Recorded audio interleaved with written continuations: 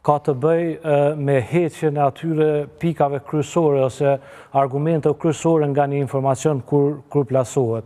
Të trija këto janë fatkeqësisht shumë të përhapura sepse ndihmon edhe teknologjia e informacionit e ndihmon këtë përhapje ose këtë treshe, si themi, këtë trinom. Dezinformimi është një nga armët kryesore të luftës hibride dhe kështu e kanë përkufizuar shumica e autorëve modern. A jemi në një periudhë të dezinformatave aktualisht? Ne jemi në një periudhë jashtëzakonisht të fuqishme të dezinformatave. Se mund të faktojmë këtë, ose si mund të faktojmë këtë? Në qoftë se më lejoni s'pari ta komentojmë këtë fotografin që e kemi shfaqur këtu, këtu tregohet përmes këtij shpjegimi, tregohen gjeneratat e luftat nëpër të cilat ka kaluar njerëzimi. Gjenerata e parë, e dytë dhe tretë ka të bëjë me formacionet, forcat e zjarrit dhe industria e luftës dhe lufta e lëvizshme. Kjo ka qenë, domethënë, në një periudhë të kaluar.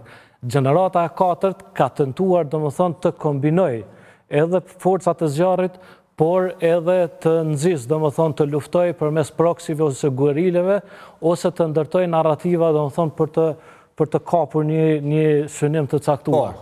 Në gjeneratën e 5, ku jemi ne tani, është ne jemi në gjeneratën e 5. Ne jemi në gjeneratën e 5 të luftave, të luftës, domethënë, ku tentohet përmes gjeneratës 5 të kalohet shpejt të gjenerata e 6. Gjenerata e 5 të luftës, domethënë, është lufta hibride, e cila përfshin të gjitha mjetët konvencionale dhe jo konvencionale, domethënë, për të arritur në detyrat e tyre.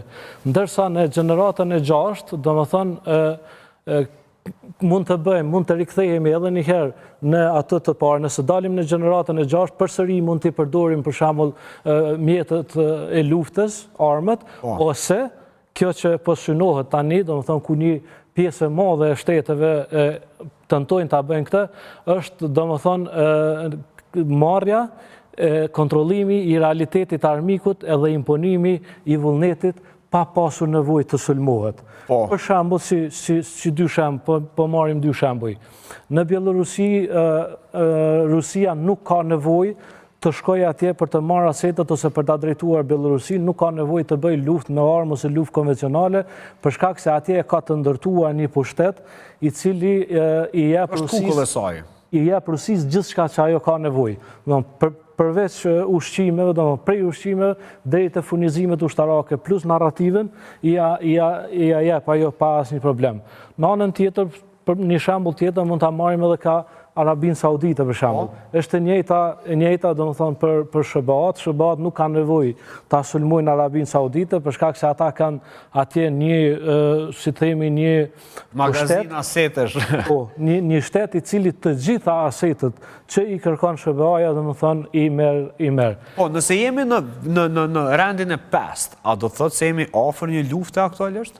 Siç e shpjegova, domethënë, e 5-ta mund të prodhojë një luftë me armë, domethënë kur armiku nuk arrin të realizojnë në tërësi objektivat e saj përmes luftës hibride, ose në qoftë se i realizon, nuk ka nevojë fare. Dhe çfarë përpara se dalte tek zotri Çaka, dhe çfarë mendoni se na pret ne?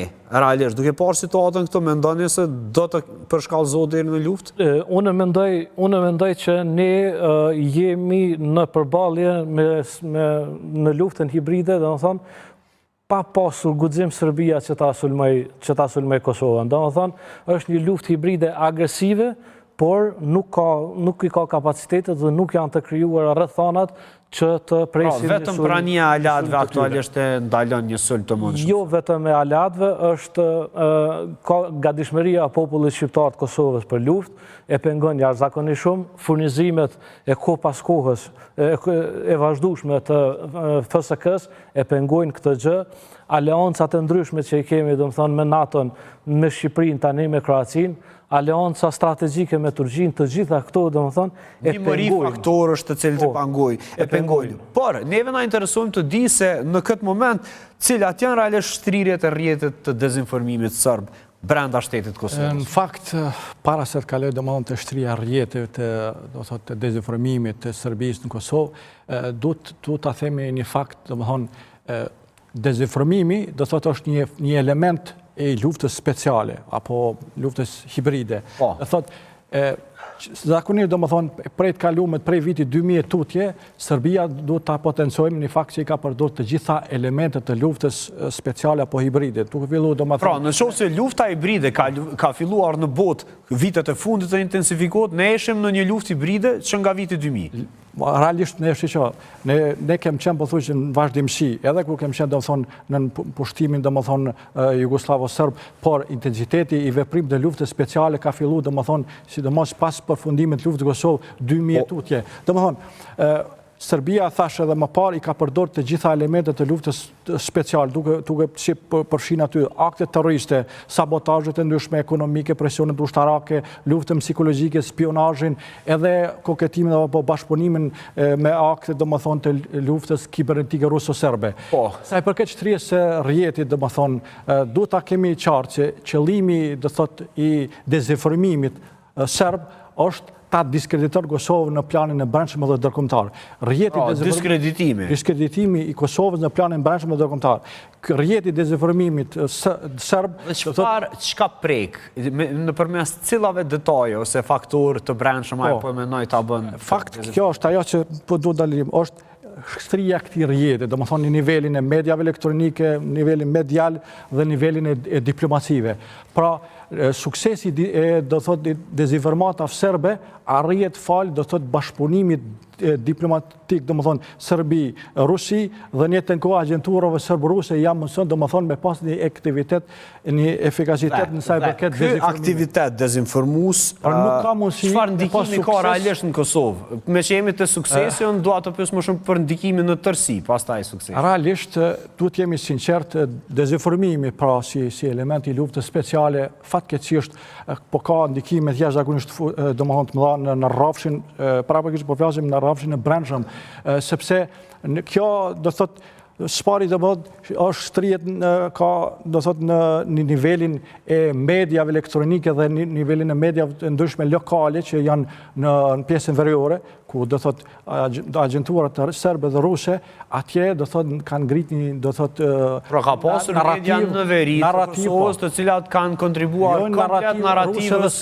dhe serbe dhe dezinformojnë në mënyrë domethënë vazhdueshëm domethënë për situatën në Kosovë. Por në anën tjetër, edhe tek do thotë në mediat Kosovë, po edhe tek intelektualët kosovar, fatkeqësisht do thotë shpeshherë shkem pa në mënyrë të vazhdueshëm do thotë dezinformime, do thotë që janë në vit, në përputhshmëri të plot me qarqe apo do thotë me të dedikuara nga qarqet serboruse, domethënë kryesisht këto dezinformime janë të ndikuara në raport me Kosovën. Do ta marr shembull domethënë për me dëshmu se kjo është këto diskursi këtyre politikanëve apo këtyre mediave do thotë që përçojnë një narrativ ruso-serbe, ta zëm rasti ke pas gazetarë ose politikanë që thonë që shiqo ne duhet patjetër do thotë me bëni kompromis politik, do thotë me Serbi, me bal shime, do thotë tutje domethënë thjesht po kërkohet me bë coptimin e Kosovës se sipas tyre është e pamundshme ne me arrit me siguru domethënë veriun e Kosovës në bashkëpunim me KFOR-in. Domethënë kjo është